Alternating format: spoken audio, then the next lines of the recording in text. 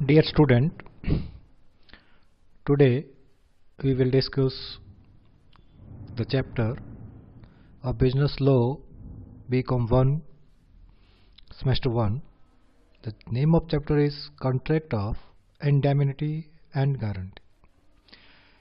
It covers definition, essential elements and right of parties.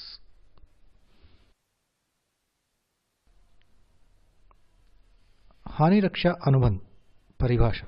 भारतीय अनुबंध अधिनियम की धारा 124 के अनुसार हानि रक्षा का अनुबंध एक ऐसा अनुबंध है जिसके द्वारा एक पक्षकार दूसरे पक्षकार को किसी ऐसी हानि से बचाने का वचन देता है जो उसके स्वयं वचनदाता या किसी अन्य व्यक्ति के आचरण से पहुंचे। यानी कि हानि रक्षा अनुबंध है जिसमें एक पार्टी किसी दूसरी पार्टी को ये वचन देती है कि मैं आपको किसी भी हानि से बचाने के लिए वादा करता हूँ। वो हानि उसके खुद की वजह से भी हो सकती है या किसी दूसरे व्यक्ति की वजह से भी हो सकती है। जैसे बै सै को एक घोड़ा बेचता है और ए बै से कहता है कि उक्त घोड़ा उसी कीमत पर मुझे दे दो। यदि सै ने तुम पर वाद प्रस्तुत किया तो हर्जाना तुम्हें देना पड़ सकता है, उस क्षतिपूर्ति मैं करूँगा। अब ए और बै के बीच, यानी कि बै ने अगर सै को घोड़ा बेच दिया तो इसका मतलब उसने उससे एक कॉन्ट्रैक्ट किया है और अब वह घोड़ा ए को देगा तो इसका मतलब वो उससे ब्रीच ऑफ कॉन्ट्रैक्ट होगा और सै के पास राइट है कि वो सै बै के खिलाफ कोर्ट में जा सकता है और कोर्ट में जाएगा तो कोर्ट उसको जुर्माना भी लगा सकती है। तो इसलिए ए कहता है कि अगर वो कोर्ट में गया और आपको जुर्माना लगा तो जुर्माना मैं भरूंगा, यानी कि हानि रक्षा अनुबंध है। हानि रक्षा अनुबंध के क्या लक्षण होंगे, इस डेफिनेशन को पढ़ के हम बता सकते हैं कि हानि रक्षा अनुबंध के क्या लक्षण होंगे। हानि रक्षा अनुबंध हानि रक्षक द्वारा हानि रक्षाधारी को हानि से बचाने के लिए होता है, यानी एक पार्टी दूसरी पार्टी को हानि से बचाने की वचन देता है और हानि के लिए जाता है। ऐसी हानि होती है, हानि का कारण क्या हो सकता है, वह खुद हो सकता है जिसने वादा किया है या किसी अन्य व्यक्ति के आचरण से हो सकती है। हानि रक्षा के अधिकार। हानि रक्षा में अधिकार क्या है? पार्टी के पास क्षतिपूर्ति का अधिकार है कि अगर आपको किसी ने वादा किया है कि अगर आप ये काम करोगे तो इससे कोई लॉस होगा तो मैं आपको बचाऊंगा, और अगर आपको लॉस हो जाता है तो आप उस पार्टी से उस लॉस की क्षतिपूर्ति करवा सकते हो। वाद एवं प्रतिवाद कि अगर आपके पास कोई कानूनी कार्रवाई करनी है तो उसमें कानूनी कार्रवाई कर सकते हो, कोर्ट में जा सकते हो, उस पार्टी के खिलाफ कानूनी कार्रवाई करके अपना क्लेम ले सकते हो। समझौते की शर्तों के अधीन चुकाए गए धन कि यदि आपने किस पार्टी के साथ आपको कोई डिस्प्यूट हो गया था जिसमें आपसे किसी ने हानि रक्षा का अनुबंध किया हुआ है और उस पार्टी से आपको समझौता करना पड़ गया, तो कई बार हम क्या करते हैं कि समझौते में हम कुछ ले दे के उसको चुकाते हैं और अगर आपको उसमें कुछ पेमेंट करनी पड़ गई तो वो पेमेंट भी आप हानि रक्षा का वादा करने वाले पर्सन से ले सकते हो।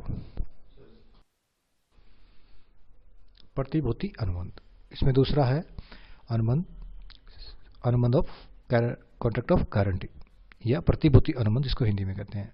गारंटी के अनुबंध के अधिनियम की धारा 126 में प्रतिभूति अनुबंध की परिभाषा दी हुई है। इसमें लिखा है, प्रतिभूति अनुबंध एक ऐसा अनुबंध है जिसमें एक व्यक्ति दूसरे व्यक्ति को किसी तीसरे व्यक्ति की त्रुटि की दशा में उसके वचन का निष्पादन करने अथवा उसके उत्तरदायित्व को पूरा करने का वचन देता है। यानी कि प्रतिभूति अनुबंध क्या है? एक ऐसा अनुबंध है जिसमें एक व्यक्ति खुद की गलती नहीं बल्कि किसी तीसरे व्यक्ति की गलती की दशा में उसका काम करने का या उसकी दायित्व को पूरा करने का वचन देता है। जैसे राम मोहन से कहता है कि सोहन को 1000 रुपये उधार दे दो और इस बात की गारंटी देता है कि सोहन इस रुपये को 1 साल के अंदर चुका देगा। यदि वह नहीं चुकाता तो स्वयं मोहन को यह रुपया स्वयं चुकाएगा। इस अनुबंध को प्रतिभूति का अनुबंध कहेंगे। प्रतिभूति अनुबंध के आवश्यक लक्षण। इस अनुबंध में कम से कम 3 पक्षकार होते हैं, एक प्रतिभू यानी श्योरिटी, मूल ऋणी, प्रिंसिपल डेटर और ऋणदाता लोन देने वाला। आवश्यक अनुबंध में तीनों पक्षों की सहमति, तीनों पक्षों की कंसेंट होना जरूरी है। किसी भी एक पार्टी की कंसेंट नहीं होगी तो यह अनुबंध नहीं होगा। प्रतिभूति दायित्व तब उत्पन्न होता है जब मूल ऋणी अपने दायित्व से त्रुटि करता है, यानी कि श्योरिटी जो है वो रिस्पॉन्सिबल तभी होता है जब मूल ऋणी जो है, प्रिंसिपल डेटर जो है, वो डिफॉल्ट करे, वो पेमेंट ना करे। आपको पहले किससे मांगना पड़ेगा? प्रिंसिपल डेटर से मांगना पड़ेगा। अगर वो नहीं देता उसके बाद आप गारंटर से मांगोगे। प्रतिभूति अनुबंध लिखित हो सकता है और मौखिक भी हो सकता है, परंतु यह स्पष्ट होना चाहिए, गर्भित नहीं। लिखित और मौखिक होता है, लेकिन ये क्लियर होता है, गर्भित नहीं हो सकता।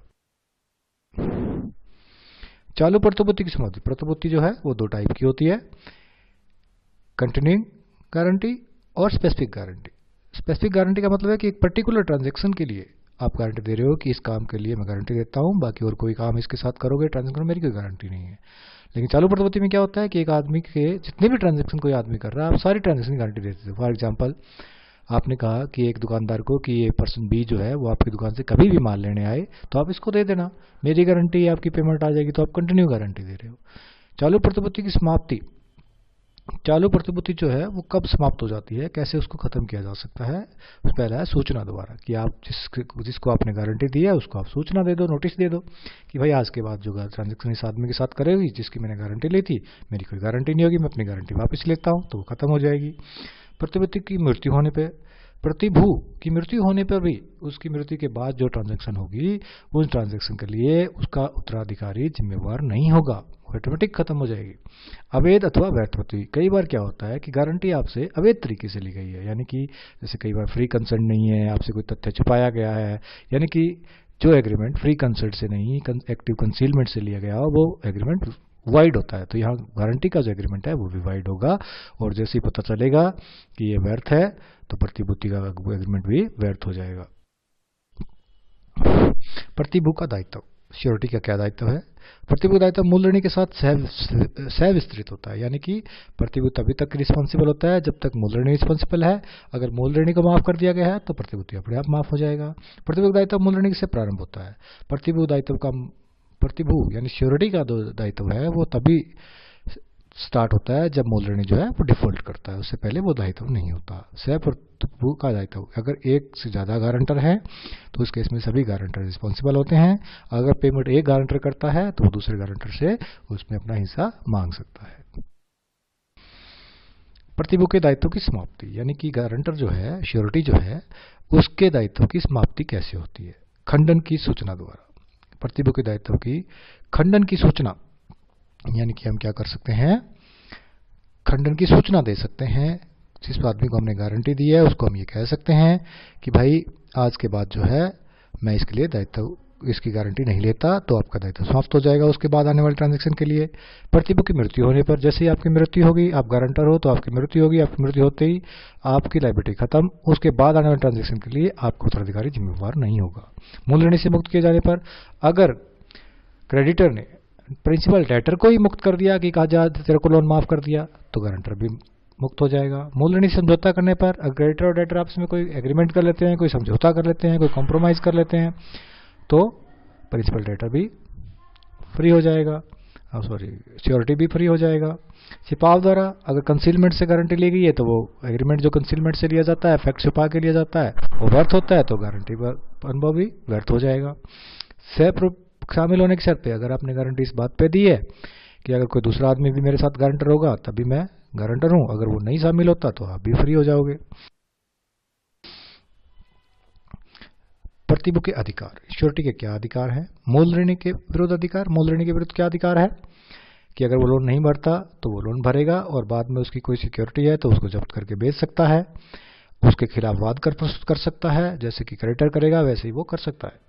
ऋणदाता के विरुद्ध अधिकार। ऋणदाता के विरुद्ध क्या अधिकार है कि ऋणदाता को पेमेंट करने के बाद ऋणदाता के पास अगर कोई सिक्योरिटी जमा थी तो वो सिक्योरिटी ले सकता है, अपने कब्जे में ले सकता है और उसको बेच के अपना लोन पूरा कर सकता है। सह प्रतिभूतियों के विरुद्ध अधिकार। सह प्रतिभूतियों के विरुद्ध क्या अधिकार है कि अगर कोई साथ में को गारंटर है तो उस गारंटर से जितनी पेमेंट उसने की है उसमें उसका जो भी प्रोपोर्शन है, जो भी हिस्सा बनता है वो हिस्सा उससे मांग सकता है।